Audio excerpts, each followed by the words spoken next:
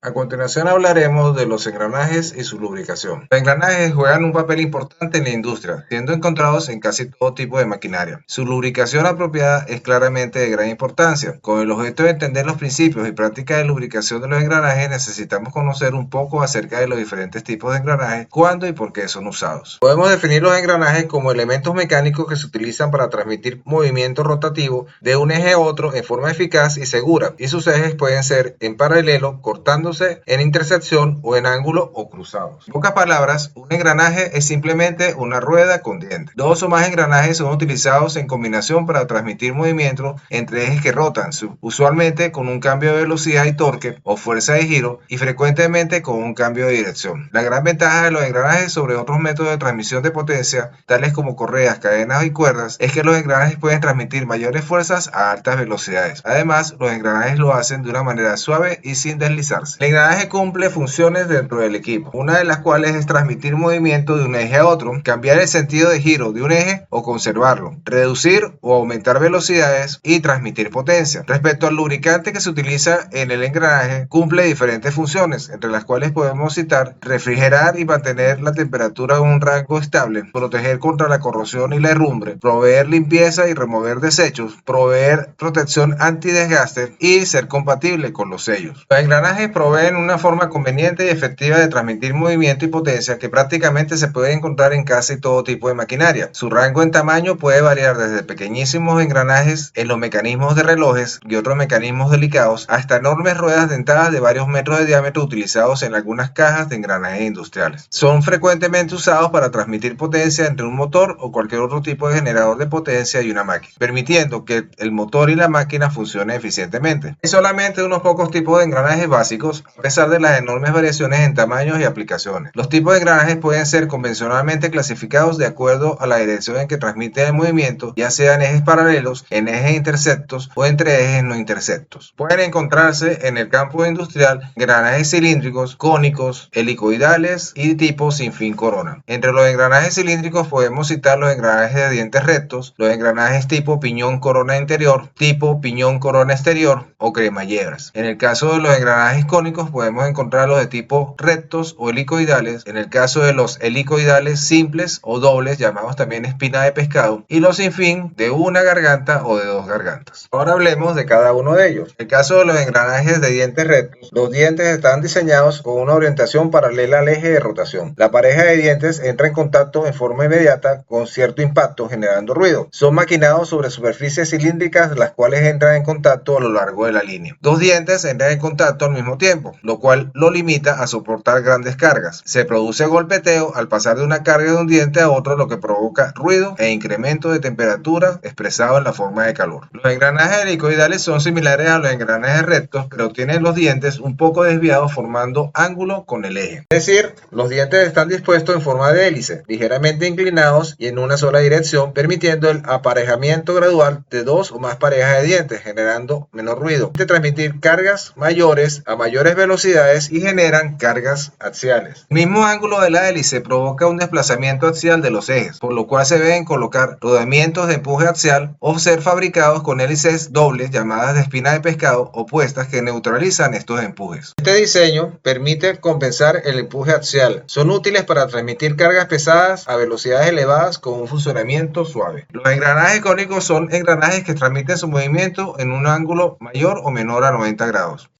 Pueden ser cónicos rectos que se diseñan y fabrican mediante el maquinado de dientes rectos en una superficie cónica y sirven para transmitir movimiento entre dos ejes que se cortan o se requiere un cambio de dirección en un ángulo recto. La pareja de dientes entra en contacto en forma inmediata con cierto impacto generando ruido. De prevenir este fenómeno se fabrican entonces mediante el maquinado de dientes en forma de hélice llamados cónicos helicoidales sobre una superficie cónica y sirven para transmitir movimiento entre dos ejes que se cortan, garantizando un engrane más suave y silencioso.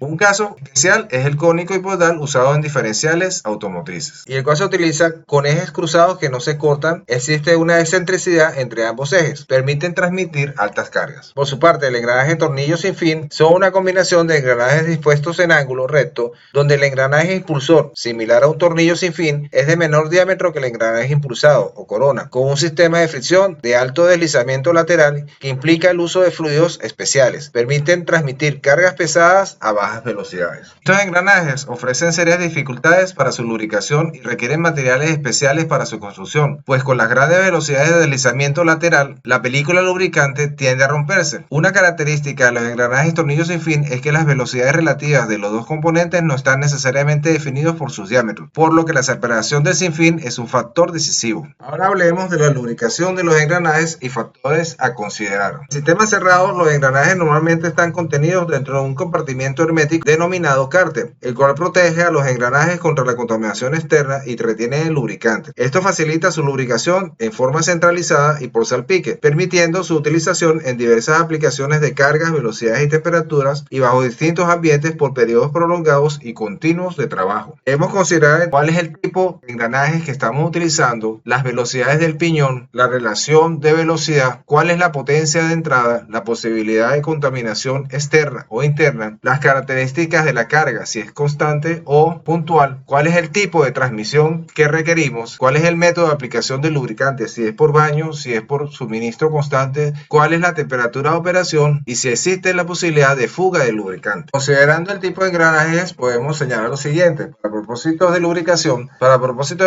los engranajes tipo industrial pueden ser considerados dentro de dos grupos: engranajes rectos, engranajes helicoidales dobles, engranajes cónicos y cónicos espirales. Cuando estos engranajes giran, la principal acción de un diente sobre otro es el movimiento de rodadura. En presencia de un lubricante, esta acción causa una cuña hidrodinámica de lubricante entre los dientes. A velocidades suficientemente altas, la cuña será lo suficientemente espesa para separar los dientes que encajan y soportan la carga. A medida que la velocidad disminuye o la carga aumenta, la película que separa las superficies disminuye su espesor. Eventualmente puede ocurrir contacto metálico. La selección del aceite lubricante depende principalmente de la velocidad del engranaje y la carga. Por regla general, aceites minerales pueden cumplir satisfactoriamente el requerimiento. El aceite debe ser lo suficientemente viscoso para formar una película efectiva de lubricante a la temperatura de operación, pero no tan gruesa para que tenga pérdida excesiva de potencia a través de la fricción fluida. En general, entre mayor sea la velocidad en la cual el engranaje opera, menor será la viscosidad requerida del lubricante. Aceites de menor viscosidad también tienen la ventaja que son mejores refrigerantes, dan mejor separación de agua y otros contaminantes y tienen menos tendencia a la formación de espuma. Cuando las velocidades son bajas y las cargas son altas, se vuelve imposible mantener la lubricación hidrodinámica. Entonces, los aceites que contienen aditivos de extrema presión deben ser usados para reducir la fricción y minimizar el desgaste. En el caso de los engranajes tornillos sin fin, hay una gran cantidad de contacto deslizante. Este movimiento tiende a sacar cualquier lubricante entre los dientes de los engranajes y es virtualmente imposible mantener una cuña hidrodinámica. Usualmente se utilizan aleaciones especiales para reducir la fricción entre los dientes de los engranajes, pero considerablemente cantidades de calor son generadas y los problemas de lubricación permanecen. Los aceites minerales de alta viscosidad pueden ser usados, pero tienden a tener una vida de uso más corta que los lubricantes sintéticos, especialmente si las temperaturas de operación son elevadas. Si consideramos la velocidad del engranaje per se, podemos señalar lo siguiente. Hemos visto que la selección de un lubricante para engranajes debe tener en cuenta las velocidades a las cuales operan los engranajes a alta velocidad. Los aceites de baja viscosidad pueden ser usados y a bajas velocidades, aceites de mayor viscosidad son requeridos. Pero no siempre es posible seguir esta guía tan simple. Muchas cajas de engranajes contienen varios juegos de engranajes operando a diferentes velocidades, pero todos son lubricados por el mismo aceite. En estos casos, la velocidad del engranaje de más baja velocidad es usualmente el factor crítico con el cual se determina la viscosidad del lubricante. En algunas cajas de engranajes donde hay grandes diferencias entre las velocidades de engranajes de alta y baja velocidad, puede ser necesario usar un sistema de viscosidad doble. Un aceite de baja viscosidad lubrica los engranajes de alta velocidad y un aceite de alta viscosidad lubrica los engranajes de baja velocidad. Algunas veces puede ser posible realizar esto automáticamente. Se debe tomar en consideración el nivel de aceite, el cual debe ser tal que cubra los dientes inferiores del engranaje más alejado del espejo de aceite, es decir, el más pequeño, con lo cual se evitará una agitación excesiva y formación de espuma que puede ser contraproducente en la formación de la película lubricante. La temperatura ambiente a la cual operan los engranajes afectará la selección de un lubricante. Cuando se espera que las cajas de engranajes trabajen en ambientes fríos, el aceite debe ser capaz de proveer lubricación efectiva a baja temperatura. Al mismo tiempo, el índice de viscosidad del aceite debe ser lo suficientemente alto para asegurar que la lubricación sea efectiva a la temperatura de operación más alta anticipada. La temperatura de operación es importante también, no solo debido a su efecto sobre la viscosidad, sino también porque la temperatura de operación alta tenderá a promover la oxidación del aceite. Los engranajes que operan a altas temperaturas deben ser lubricados con aceites que tengan buenas propiedades antioxidantes. Cuando la temperatura es baja y el reductor se lubrica por baño, baño se puede presentar el efecto canal, el cual el aceite se desplaza a los lados, o si se lubrica por circulación es posible que la bomba no bombee aceite o lo haga de manera más lenta. Debemos considerar entonces que la temperatura de operación es la suma de la temperatura interna más la temperatura externa. La carga que transmiten los engranajes provoca que la película lubricante sea exprimida literalmente de la zona de contacto entre los dientes, por lo cual la selección de la viscosidad adecuada es muy importante. Debemos recordar que a mayor carga, mayor viscosidad para diseños robustos, a menor carga, menor viscosidad para diseños ligeros. Cuando los engranajes arrancan o paran de repente y las altas cargas son aplicadas, se generan altas presiones entre los dientes del engranaje. Estas cargas de choque pueden tender a romper la película lubricante y causar contacto metal-metal. Aceites con viscosidad mayor a las normales pueden ayudar a contrarrestar los efectos de choque, pero donde las condiciones son aparentemente más severas, los aditivos EP son esenciales para preservar la lubricación efectiva y minimizar el desgaste. Estos casos se presentan en aplicaciones industriales y automotrices. Si consideramos el tipo de transmisión, es decir, cómo la potencia se transmite a los engranajes, podemos señalar que en el caso de motores eléctricos, turbinas, motores hidráulicos o neumáticos, la carga es normalmente uniforme y los engranajes por lo general no sufren. Ahora bien, cuando la potencia la transmite una máquina alternativa, por decir un ejemplo, un motor de combustión interna, los engranajes reciben golpeteo en su movimiento. De allí la importancia de escoger apropiadamente el lubricante que se va a utilizar en cada una de estas aplicaciones. Los engranajes, dependiendo de su diseño y operación, pueden lubricarse haciendo uso de diferentes sistemas. Por ejemplo, para engranajes encerrados, la lubricación por baño y la lubricación por circulación forzada. Y para engranajes abiertos, la lubricación manual y la lubricación por goteo. En el caso de los engranajes encerrados, la aplicación por baño se forma una cuña de aceite entre los dientes que los separa. El nivel debe ser tal que el aceite alcance a cubrir los dientes inferiores del engranaje más pequeño. Si este está más alto, se provocará fricción fluida. Por lo contrario, si es más bajo, se provocará contacto metal-metal por escasez de lubricante. En el caso de la aplicación por bombeo, resulta más efectiva a bajas velocidades, disipa más calor que la de baño, es común cuando la velocidad lineal sobrepasa los 800 metros por minuto o los engranajes se encuentran en distintos niveles. Esto hace necesario el uso de bombeo, sugiriéndose un caudal en la bomba de 3 litros por hora por cada HP por cada etapa de reducción. En el caso de la lubricación por baño, el método es satisfactorio donde las velocidades no son tan altas, que el aceite sea agitado excesivamente y donde ocurren pérdidas de potencia indeseables y aumento de la temperatura. Los engranajes lubricados por baño usualmente se calientan bastante y requieren de aceites de mayor viscosidad que los engranajes lubricados de otra forma. Normalmente es posible encontrar presencia de humedad cuando se trabaja con sistemas de engranajes cerrados o abiertos. La contaminación con agua puede provenir del medio ambiente por efecto de la condensación propia de la humedad existente en el aire, por fugas del enfriador o por salpique. Se mezcla con el aceite debido a la fuerte agitación. Su presencia provoca en los engranajes desgaste, herrumbre y corrosión. De allí la importancia de drenar constantemente el exceso de agua que se pueda estar presente en el seno del lubricante.